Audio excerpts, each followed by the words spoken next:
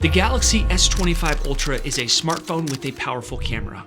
The Osmo Pocket 3 also has a powerful camera, but it has a built-in gimbal. I was shocked to see how close both of these cameras were in image quality. That is until I got into a precarious lighting situation, like this shot of the female country singer. Notice the company logo in the background on camera A, and how it's completely blown out to the point where you can't even see what it says. It looks like a bright light on the wall, whereas camera B, you can actually see it's a logo to a restaurant. Let's pause the video right here. Look at all that purple fringing on the hairline you get with camera A. This is the sort of quality fall off you get with a smaller sensor when you have a subject that's being backlit and you're in a low light environment. You may also notice how the skin tones look a lot better with camera B.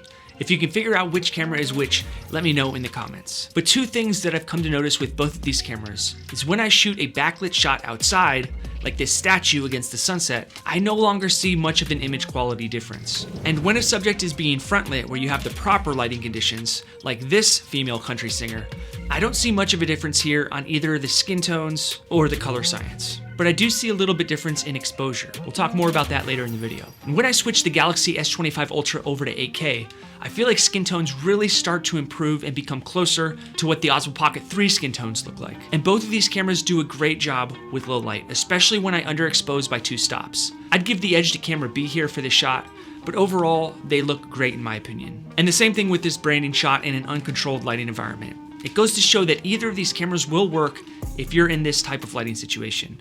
But when I switch both cameras over to their log formats, that's when I really start to see a big difference. After I apply my film LUTs, camera A still has more of a neutral look, whereas camera B looks a lot more film-like. If you like the look of either of these shots, I'll leave a link to those LUTs in the description. Okay, so you can really see that we can push and pull between both of these cameras, which makes this comparison very interesting. This video is not being sponsored by DJI or by Samsung. I left free project files in the description of some of the shots that you just saw, and others. That way you can download the footage I got with both of these cameras and test them out in your video editors. I just ask that you join the Film Alliance by subscribing. In this video, we're going to cover shooting video at night with both cameras, talk about their colors straight out of camera, their dynamic range, and their stabilization, and so much more. All right, so that's what we will be covering today on the Film Alliance.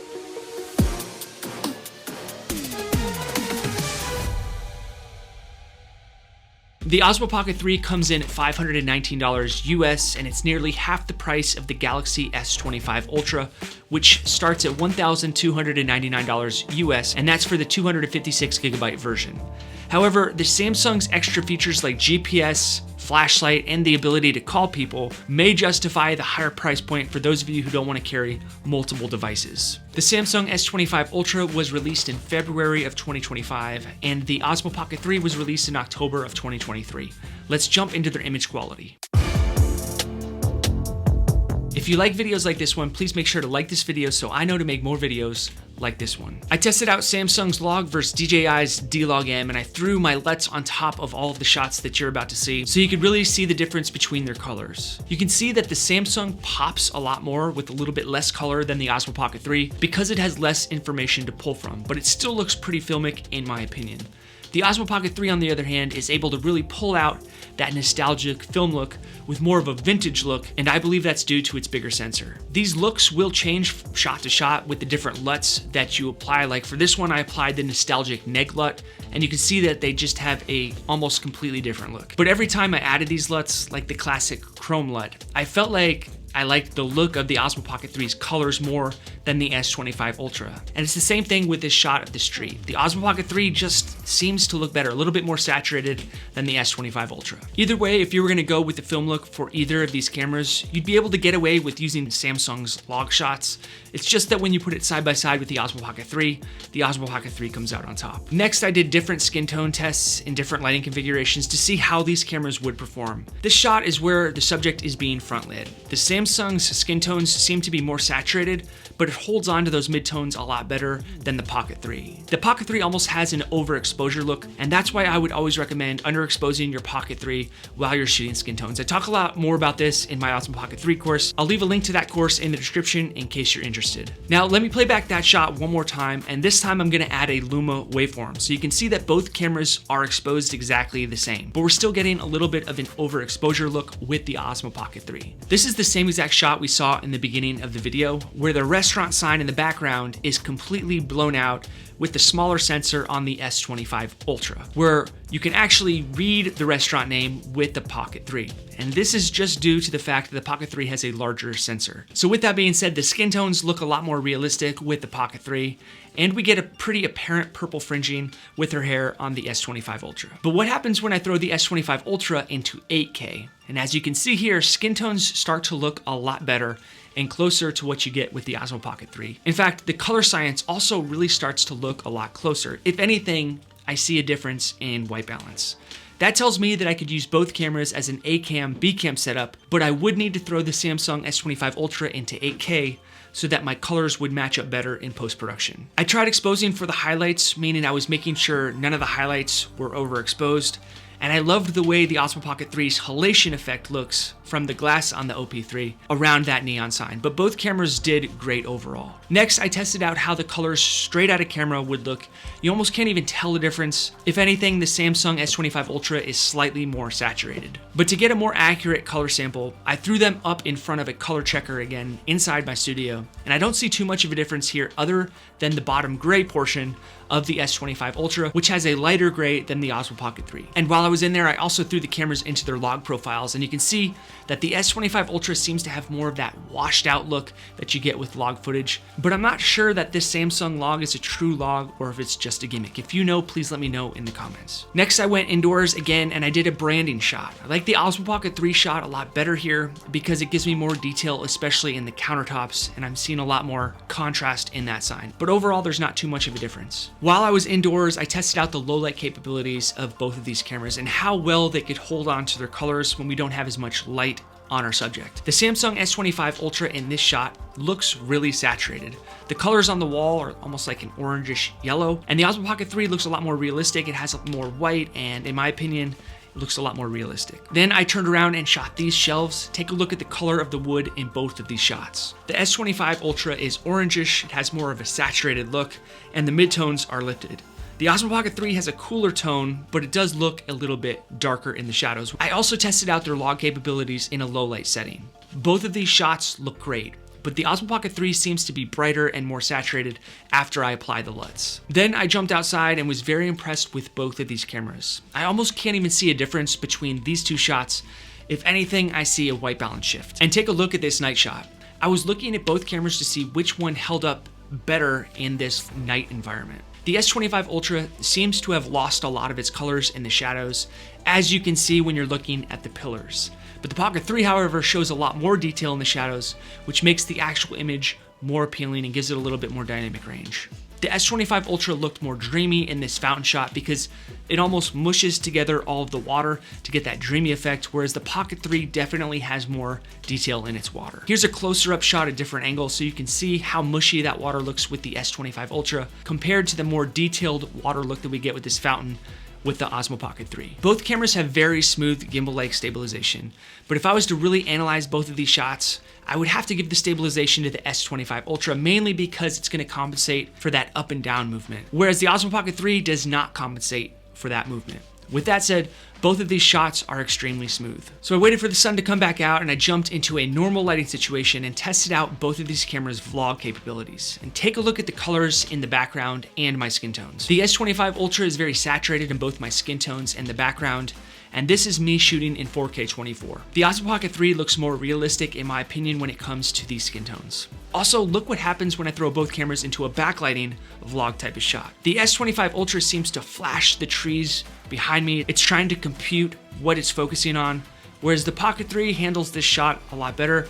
I'm not seeing any flashing or fringing going on in the background. However, when I throw both cameras into a front lighting type of vlog shot, the S25 Ultra doesn't flash anymore, but the skyline in the background is overexposed, whereas the Pocket 3 holds on to the exposure of the sky a lot better. And I saw the same thing in this exact type of situation when I shot this backlighting shot of the street. I'm getting a lot more of those skies to be blown out with the S25 Ultra than the Pocket 3. For this backlighting shot, I really couldn't tell much of a difference. The only way that I would actually know is if I was looking at their file names in the timeline of my editor. I do like the S25 Ultra's sky color a little bit better, especially in this situation. It has a little bit more of a blue hue to it, whereas with the Osmo Pocket 3, there's almost a purplish hue to the sky, but overall, I didn't see that much of a difference. I did like the background blur out of both of these cameras because both of them look so realistic, almost like a mirrorless camera. I personally don't have a preference or opinion on which one is better or why. Let me know which ones you guys think looks better. As we have been seeing, the S25 Ultra saturates the image in camera, while the Pocket 3 does as well, but not as much. I think it would be great if we could adjust saturation with both of these cameras in future models. Check out the neon lights in this shot and how much different the colors are. While you're looking around that area, also look at the shadows, and you can see that the Pocket 3 holds those shadows a lot better. Same thing with this dynamic range shot. The Osmo Pocket 3 is able to handle a lot more of that detail, whereas the S25 Ultra just blows out that light reflection. I also wanted to see how both cameras' wide-angle shots would look, not only in distortion, but also in color science. Take a look at the reflection on the floor. You can see how the Samsung S25 Ultra muddies up the image, whereas the Pocket 3 has much more detail, like the shot we just saw before this one. So before, when we did the stabilization test with the S25 Ultra, it won, but when it comes to tracking, the Osmo Pocket 3 is gonna win all day long, and that's because you can actually lock onto a subject and track it. And I use this function whenever I'm doing a parallax shot or even product shots. But when you shoot with the S25 Ultra, you have to use both of your arms and try not to swing or rotate your body, keeping the subject in the center of the frame. When I shot this landscape shot, I exposed both cameras the same and noticed that the S25 Ultra seems to have a darkened image. It's kind of interesting. But when I'm shooting this driving shot and the sun is straight up in the sky, you can see that the S25 Ultra tends to be a little bit more vibrant than the Pocket 3. But from a different angle, you can see that the roof has a lot more detail and contrast with the Pocket 3 than the S25 Ultra. Both shots look very good to me. I like the color of the sky better with the S25 Ultra, but the clouds are better exposed for the Pocket 3. Look at the difference of the sun reflection on the roof in this shot. The S25 Ultra is way more saturated than the Pocket 3. Even the concrete gets more saturated with the S25 Ultra than the Pocket 3. I do like how the S25 Ultra lighted the brick in this golden hour situation compared to that more neutral look that I get with the Osmo Pocket 3. I also did a real estate type shot here, and I have to say I don't think there's much of a difference. Let me know if you could see a difference in this type of shot where I was shooting these buildings. I tested out doing some green screen shots with both of these cameras, and I like the way that the green looks from a keying perspective from the Pocket 3 more than I do of the S25 Ultra. With that said, I was able to key out both of these cameras flawlessly, which means you could use either of these cameras if you are into doing green screens, as long as you're lighting that green screen properly. The Pocket 3 does have a lot better of a macro shot because you can see a lot more detail in the camera itself, whereas the S25 Ultra seems to be a little bit more washed out. In this actual product shot, you can see that the Pocket 3 is gonna hold a lot more detail, but I do like the blur that you get with the S25 Ultra. This is just personal preference. Both cameras are very portable. I can throw the S25 Ultra into my pocket, but I do have to be more careful with the Pocket 3, even though they call it a Pocket 3, because of its gimbal head. The display on the S25 Ultra is much better because it's bigger and way more touch sensitive than the Pocket 3. They both have ports on the bottom, which is a USB-C port, which can be used for charging or transferring files, along with a few other settings. In my opinion, the Pocket 3 settings are a lot easier to navigate than the S25 Ultra. It took me a little bit of time to understand how everything was laid out and where everything is with the S25 Ultra. The Pocket 3 can shoot in 4K 24 all the way up to 4K 120, which you could use for slow motion. The S25 Ultra can shoot in 4K 30, 4K 60, and all the way up to 8K 30. And like I mentioned, when you shoot in 8K with the S25 Ultra, your skin tones are gonna look a lot more realistic, and I would prefer to use that frame rate and resolution when I'm shooting in low light. This comparison reveals a fascinating interplay between the S25 Ultra and the Osmo Pocket 3. While both have impressive camera capabilities, the OP3 consistently demonstrates an edge in challenging lighting conditions, particularly in preserving the highlight detail and rendering more natural skin tones and capturing a more film-like aesthetic in its log format. The Galaxy S25 Ultra, however, shines with its convenience as an all-in-one device. It's got improved skin tones with 8K, and it's got a very effective stabilization.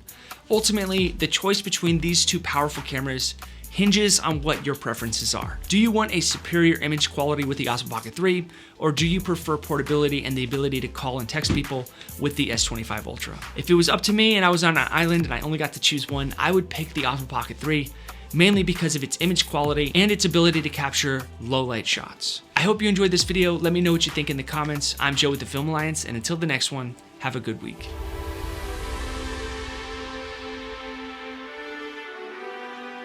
One of the most asked questions that I receive is, which camera should I buy? I know that you want to make the right decision, and it's a big decision. You want to find the camera that best suits your needs and stays within your budget. Many of you know which camera might be for you, but you need some guidance pinpointing it and feeling confident in your decision. That's why I made this course. I want to put my camera experience and knowledge into a compact and easy to follow format. I jam-packed it with camera buying fundamentals that I guarantee you will carry through the rest of your camera journey. I based this entire course on all the things that I wish I had known or someone had told me when I first started out. From understanding different camera types and their features to matching them with your specific video and photography needs, this course covers it all. After finishing, I'm confident that you'll finally have clarity over every angle and aspect that you might consider when buying a camera. I'll guide you through my entire camera buying process, taking you 90% of the way there. That way you'll be well prepared to make your decision. This is essentially all the guidance that I would give my own brother if he asked me, "Hey Joe, which camera should I buy?" Now I'm going to share that insight with you.